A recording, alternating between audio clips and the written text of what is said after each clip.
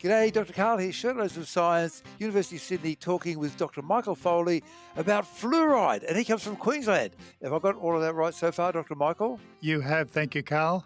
And is it the situation that Queensland is the only state in Australia where generally fluoridation does not happen? Well, most Queenslanders have access to fluoridated drinking water. About Ah, about 70% of Queenslanders do, but almost all Queenslanders living regionally and remotely, with the exception of Townsville and a couple of smaller communities, do not. And sadly, the people living regionally and remotely, on average, have the poorest access to dental care and have the poorest dental health. So they're the people who really do need water fluoridation and don't currently get it. okay, so let me just get that again. So, firstly, they don't get fluoride in the water, and secondly, their teeth kind of suck in terms of dental care. Now, what's your line of training to be able to speak on this, Dr. Michael? I'm a dentist and have been for 40 years. Most of Oh, so my, you know something after 40 years. a little, Yeah. apart from 3 years on Norfolk Island and a couple of years of locums and travel, I've spent most of my career in the public sector working for Queensland Health. In addition, I have master's degrees in public health and epidemiology. Really? So just for the audience to know, so public health, they're two separate degrees? Two separate degrees, yes, Okay, so epidemiology is statistics, but specifically the statistics of the health of humans.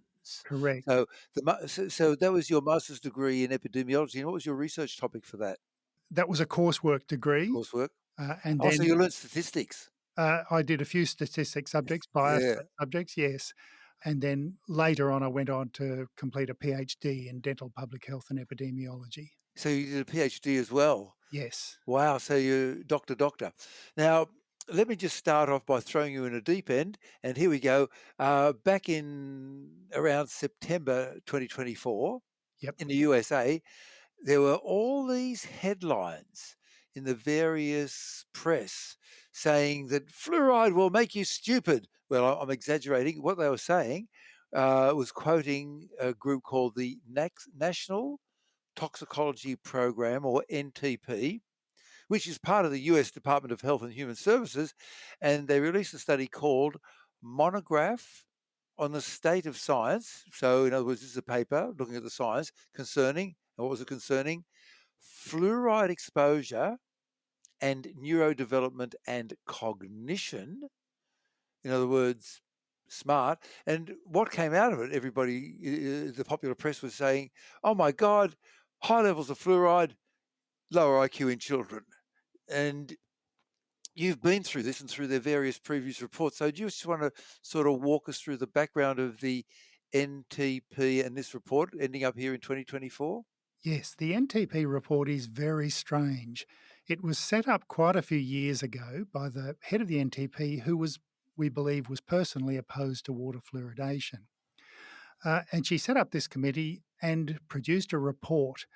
And as part of a regular review process, reports from the NTP are then given to NASM, the National Academy of Science, Engineering and Medicine, which is the top science body in the US.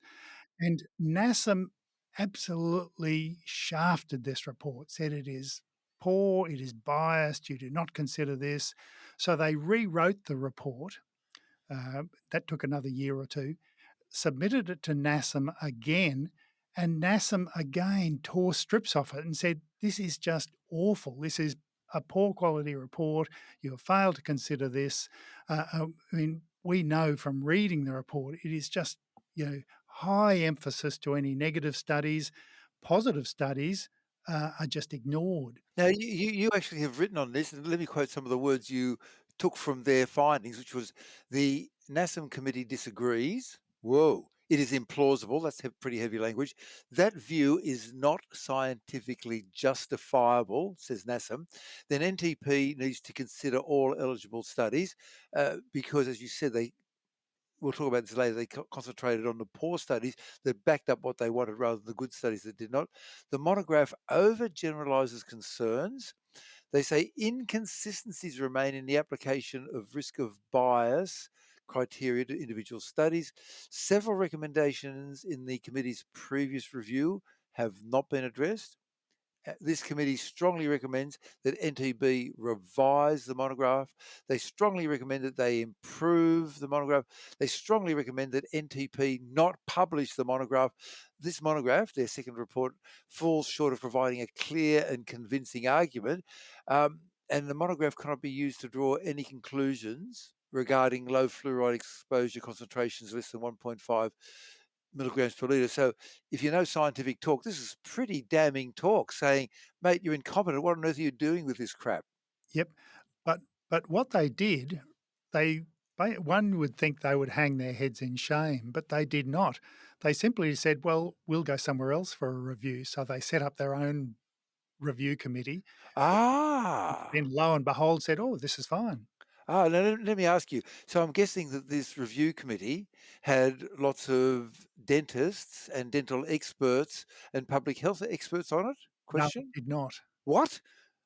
What was so? What they went out and got a car mechanic and a plumber and a chef and said, "What do you reckon?" Well, I don't think it was quite as bad as that, but for example, even their original committee that was investigating possible neurotoxicity of fluoride, the only dentist on the committee was somebody who has opposed water fluoridation for the last 30 years.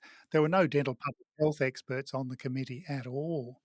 So there were no dental health experts. But there was only one dentist, and that dentist was already had been chosen to be anti-fluoride. Correct. Yes. Oh my It god! was a horribly biased report from NTB. One would expect far better from a government body. Well, I did see this come out around September in 2024. We're now talking early 25, and blow me down. I thought, well, it is a government body.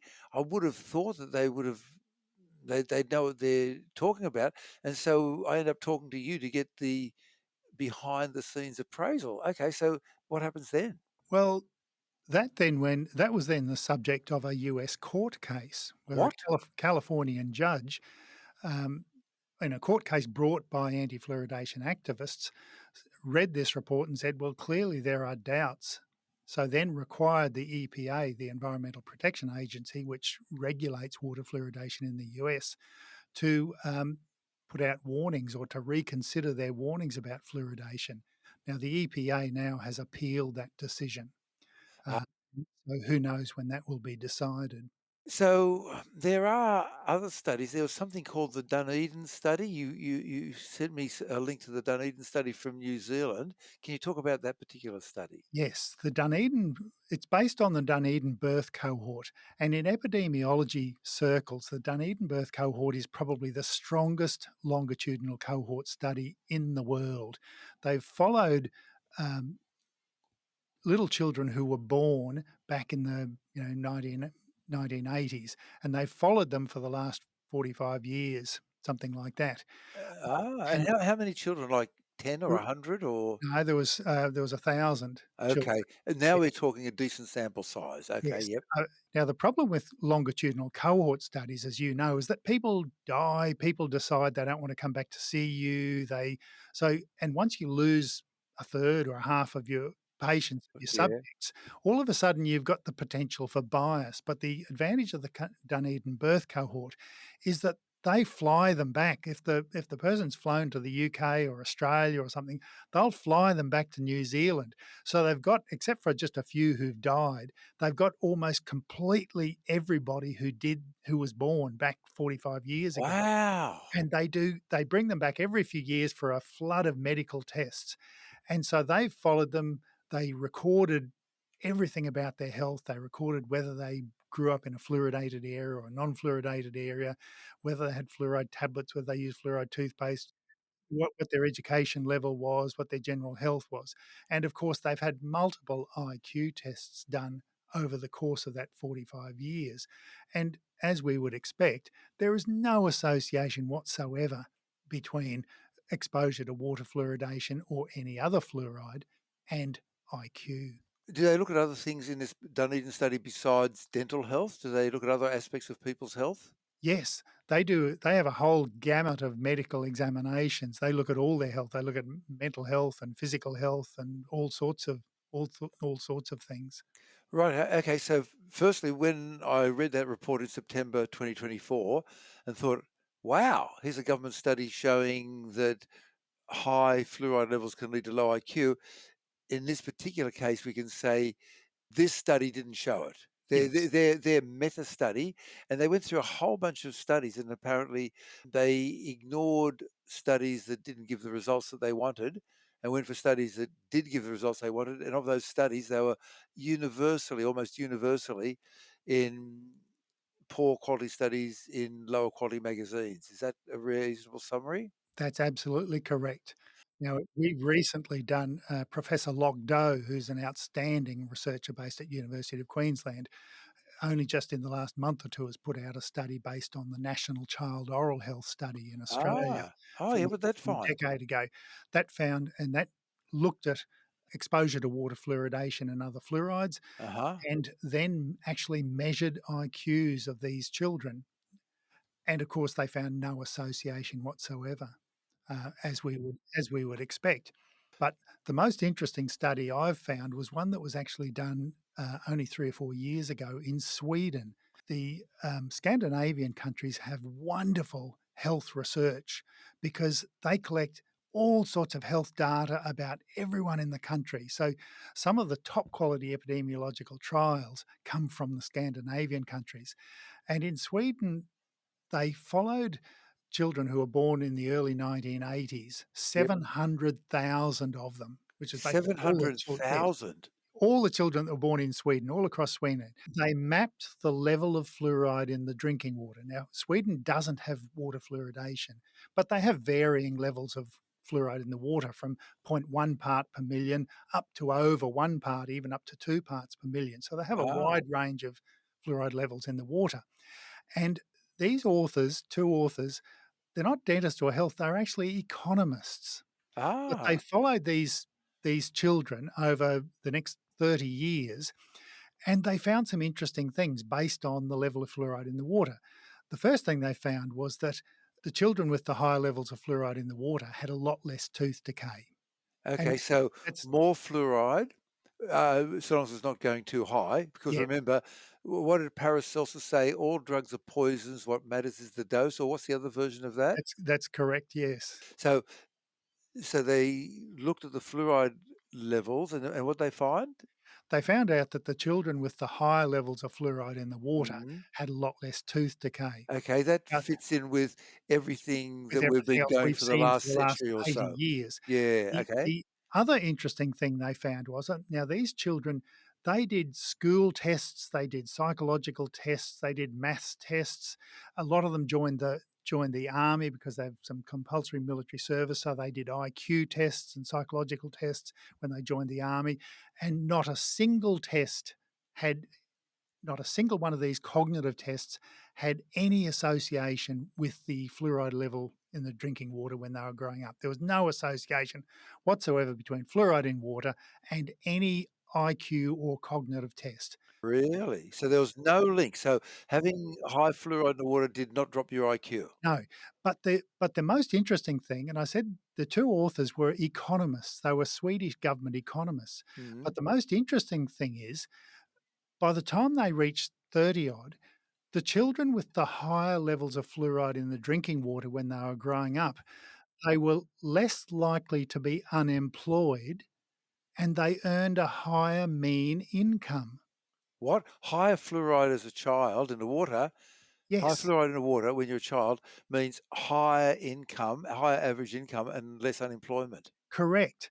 And Wow! it's not a huge difference, but it was statistically significant and it's nationally representative. This is huge quality. This is the best quality study you will ever find. And that's an astounding result. And and the authors explained it by better dental health being a positive factor in the labor market because if you've got better teeth, you're going to get a better job. So that was interesting. The other interesting thing was because I'm passionate about social disadvantage and helping people who come from more disadvantaged backgrounds. Now, the interesting thing was that the greatest advantage, the greatest economic advantage, was for the children who had come from disadvantaged families.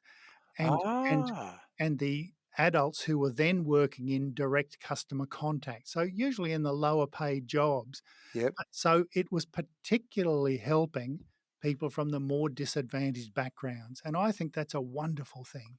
So if you were poor, we won't use that stupid euphemism of low socioeconomic. Let's just hit it between the eyes. If you're poor and your parents are not earning a lot of money, if you've got higher fluoride in the water, you're more likely to end up with a better job and more Yes, income. only a little bit, but the advantage Wow. is obvious. It came out very clearly in this paper, and a lot of medical people, health people don't know about it because it was published in one of the top economics journals because the 2 authors were economists, but it's a fascinating paper. And then going back, way back to the beginning, to our NTP report, which said fluoride makes you stupid. I found this thing that you've written here. You said the great majority of the studies were from low quality journals, not from among the more than 5,000 papers in 40 languages indexed by the US National Library of Medicine. More than 100 of the studies that the NTP report, the one that said that high fluoride drops your IQ, were published in Fluoride. And Fluoride is, you say, a journal set up by anti-fluoridation campaigners in the 1960s to promote their cause.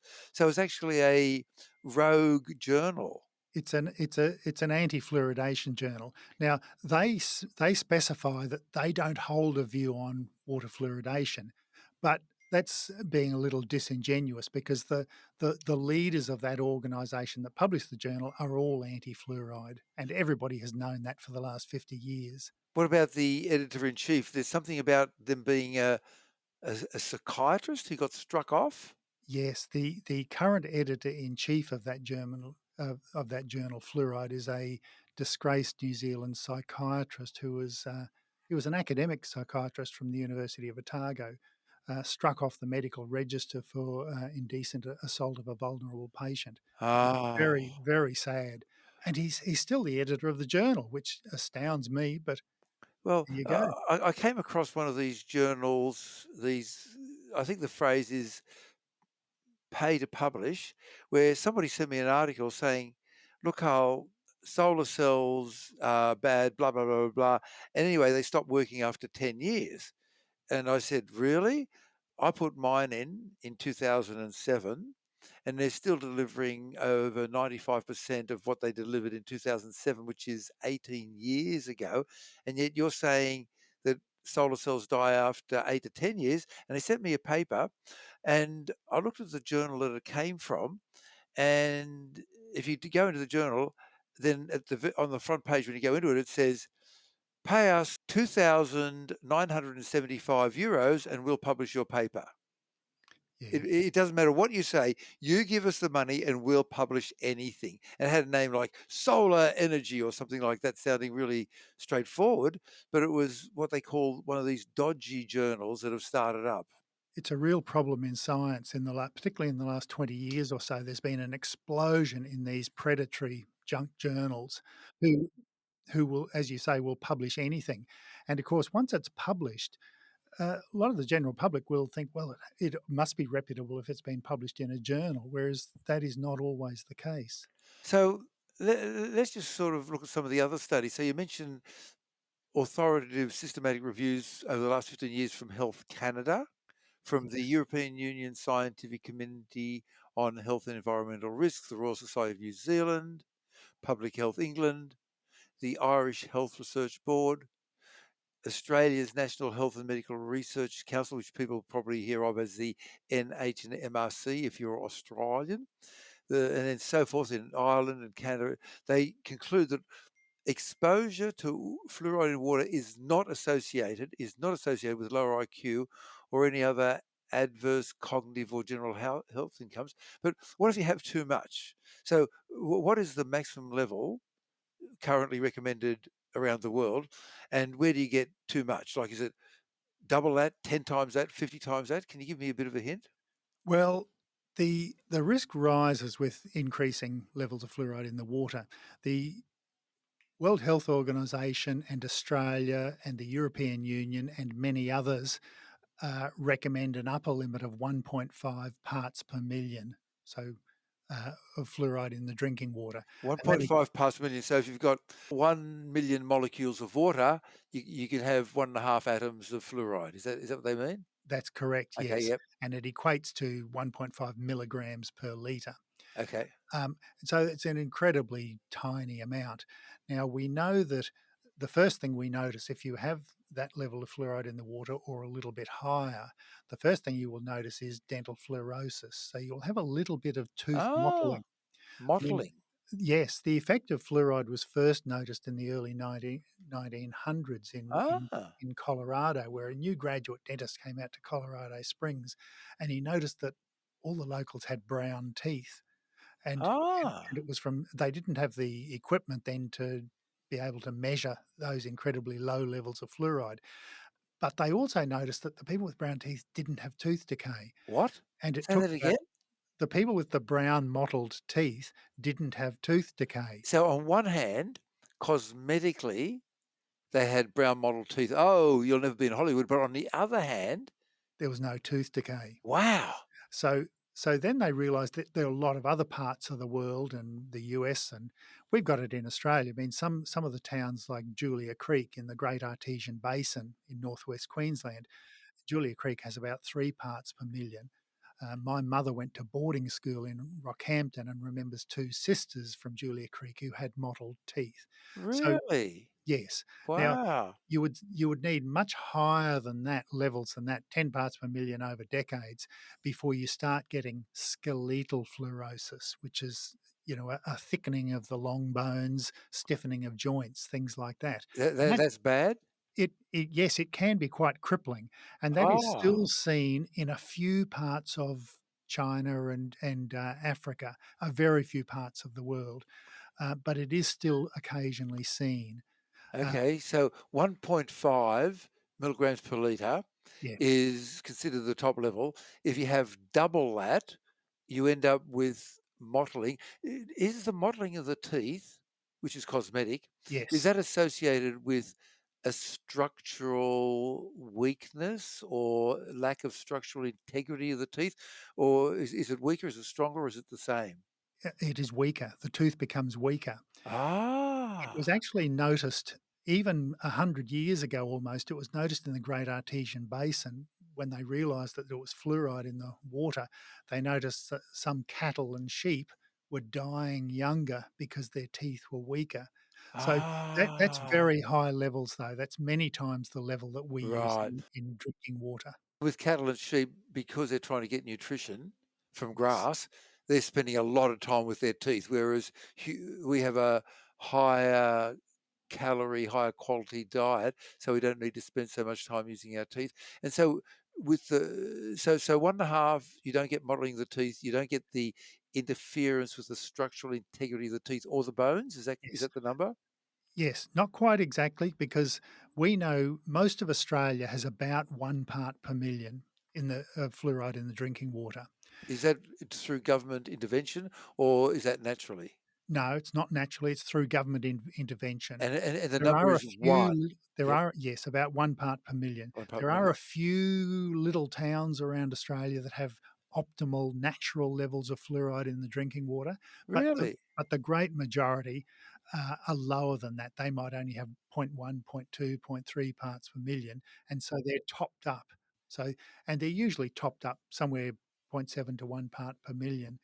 But we know from the National Child Oral Health Study that we have in Australian children about a 16% prevalence of dental fluorosis.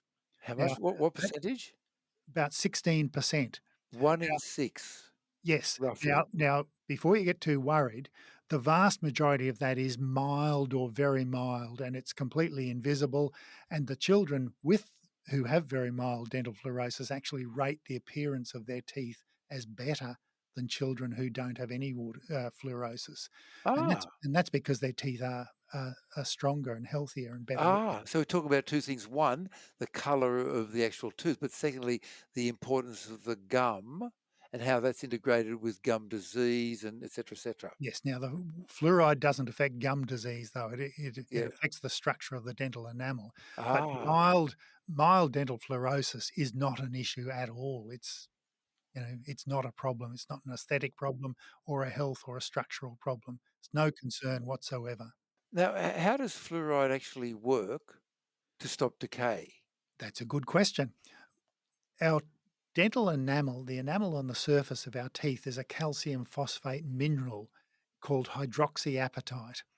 And Calcium phosphate. Okay. yep, Yep. hydroxyapatite. Yep. And that hydroxyapatite molecule has a little hydroxyl group on the end of it, a little OH negative hydroxyl group. So hydroxyl is OH, oxygen, hydrogen with a Correct. little negative sign on it. Correct. Yep. Now, when you have fluoride in toothpaste or fluoride in drinking water that washes over the teeth, some of those hydroxyl ions on the hydroxyapatite are replaced by fluoride ions, which is also negatively Really? charged. Fluoride is very strongly negatively charged.